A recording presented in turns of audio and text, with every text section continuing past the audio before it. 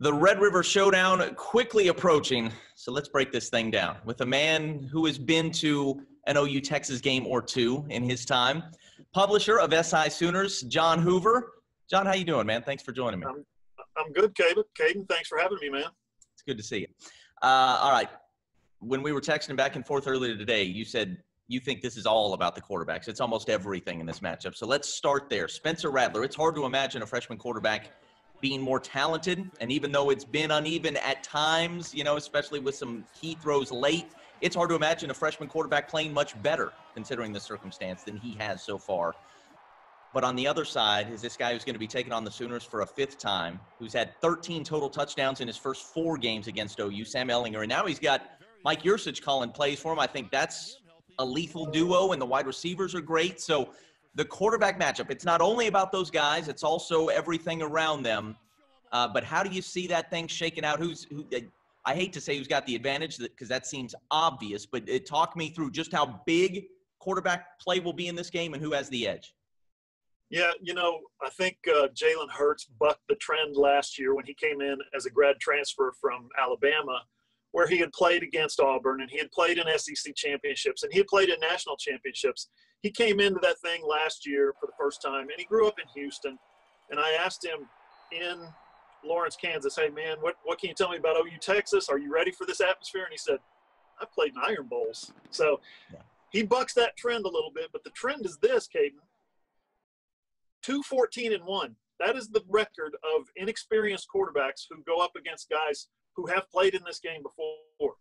That doesn't bode well for Spencer Rattler. Spencer, I think he's unbelievable. I think he's got the best arm that we've seen from an Oklahoma quarterback, probably since Bradford, maybe even a little more electric than Sam.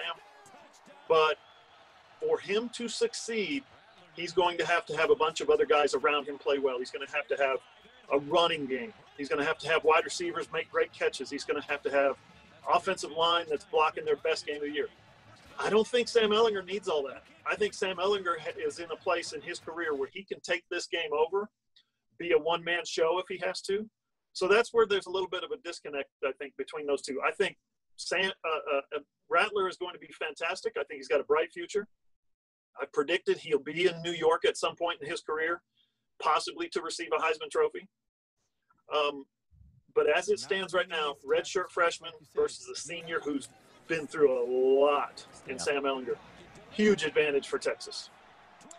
The OU secondary's been through a lot. Not all of it great. A lot of it not great of late.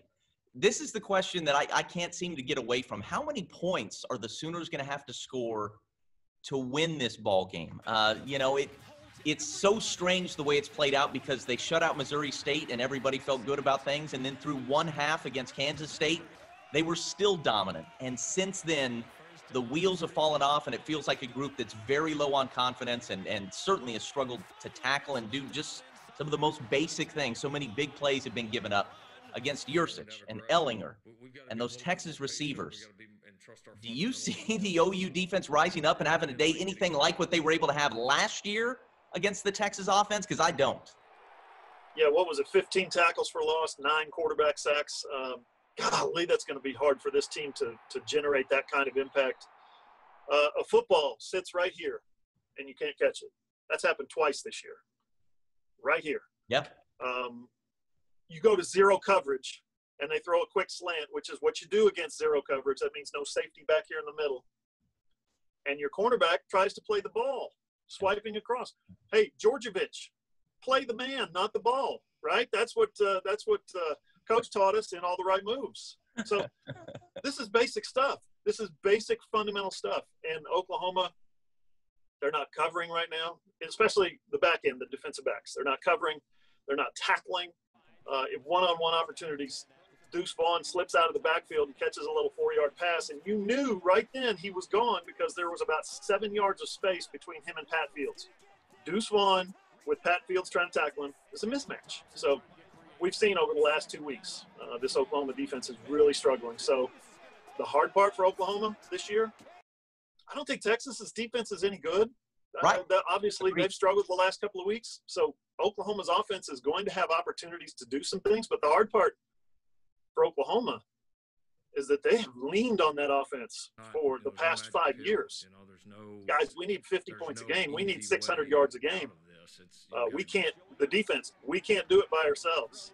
And they don't have that this year. So that's going to be the tricky part for Oklahoma. How many points are they going to have to score? My deputy editor, Parker, he picked something like 55 to 51. I think that's a little high. That would be the highest scoring ever. 48-45 a couple years ago with Kyler was the highest. That would be like one of those midway rides at the State Fair of Texas. That I'd be ready to get off, man. Yeah, get me off of this thing before I hurl. So I don't know. I do think it's going to be – I think both teams could be in the definitely high 30s, if not 40s. Agreed. You know, in the offense, Spencer's been great, but it has come back to earth. You know, it's not in the stratosphere like it's been the last few years, and especially late in games, you know, you could count on Baker and Kyler and then even Jalen to make those big plays, and it's been tough for Rattler. I could see a breakthrough. I could see Lincoln Riley calling his best game and Spencer rising to the challenge, but I think they got to get into the 40s for sure to beat Texas. All right, 2-game losing streak. That never happened under Bob Stoops in Big 12 play. Never, ever happened. So it's been more than 20 years. These kids haven't gone through something like this. It's going to be weird. You know, the Cotton Bowl is going to be mostly empty. The atmosphere is simply not going to be what it's been. I'm just curious. I feel like, you know, after 18 years of Bob Stoops or whatever it was, we had a pretty good feel for how his teams would respond. I don't have as good a feel about how Lincoln Riley's team might respond. And then you throw in the fact that it's a Texas game, but it's also a Texas game that's different than all the other Texas games.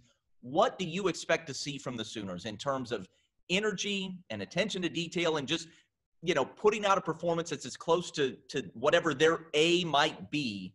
What are you expecting to see Saturday? It's tough. You're on to something. There's no doubt about it. And that is that this is a young, inexperienced, very green team. When things go sideways for them, we've seen now back-to-back games, they don't respond well. So you put them in the Cotton Bowl down in that fiery cauldron and say, go beat Texas. There's not going to be 92,000 people there. That's probably one thing in Oklahoma's favor this year. But, yeah, I can't get a feel for it either. Cayden, when you start referencing John Blake years. Yeah. And then you start referencing Gomer Jones years, where if OU loses this game, it'll be the first time they're 1-3 since 1965. Whoa. Before either of us were born. Not seen that yet. That. Wow. So, yeah, that's a long time. This Oklahoma team, they've got to grow up. I think they've got 8 seniors on the 2 deep. One of them suspended. You know, basically half of them are playing. 4 of those guys are playing. 4 of them are either not playing or career backups or walk-ons. So they've got to grow up, and they've got to grow up in a hurry. My question is, can they, based on what they've been through so far?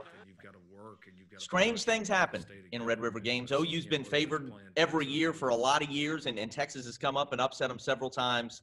I know that OU is the favorite according to Vegas, but in my mind, you know, I'm not sure that's how I see it. Can you give us a pick? I don't know if you save a pick for readers, subscribers, or not. Can you give us a pick? It's okay to say no, John. I can give you a pick. We don't have necessarily subscribers at sisooners.com, allsooners.com. Good. But we're going to start offering some premium content, I believe. So you might want to get in on the ground floor on that bad boy. I think I'm picking Texas. The team that runs the ball better always wins this game. 18 of the last 20 years. The team with the more experienced quarterback, 14 out of the last 17 years has won this game. Both of those go heavily in favor right now of Texas. I think Texas, I don't think they're going to be able to just run the football at will, but that's one place where Oklahoma has struggled. 3.5 yards per carry so far this season. That's abysmally bad. Lincoln Riley's usually, last year was 6 yards a carry, so they're almost to the halfway point. It's tough. I'm picking Texas. I don't really have a score yet. I will in Friday's website, but I'll pick Texas to. Is it an upset? Is it an upset when a ranked 2-1 team beats a 1-2 unranked team? Not in my mind. Even though the other one's favored? Not in my mind. No. To me, Texas is the favorite. They got the senior quarterback. But, look, OU's won 5 straight Big 12 championships. So I'm not sure how Texas sees it, to be honest. And I do think that they're more dangerous for having lost to TCU last week than they even might be at 3-0. I'm worried about the Sooners in this spot. You could count the 2013 game as a blowout. I think the final was something like 38-20, but it wasn't really, you know what I mean? It wasn't like one of those 65-13, 63-21 blowouts that OU has been on the beating end of, as in beating Texas. I would not be surprised if this thing got out of hand in favor of Texas on Saturday. I'm not picking that. I'm just saying I feel like it's in play for the first time in a very long time, where I come into this game thinking, you might just get the brakes beat off today.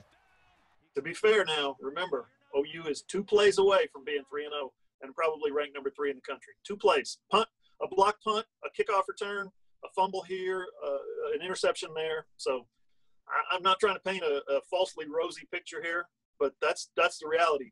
They make 2 plays at some point in the fourth quarter. They're 3-0 right now. That's why we bring you in, John Hoover, to make fair points. Thank you so much for your time. We appreciate it. Check out his stuff, SI Sooners. Is it sisooners.com? Nobody actually types that. You know what I mean? I just Google search John Hoover and I find what I need to find. Or follow you on. There you go. All right. Hey, thanks you, for your time, John. You got it. See you, man.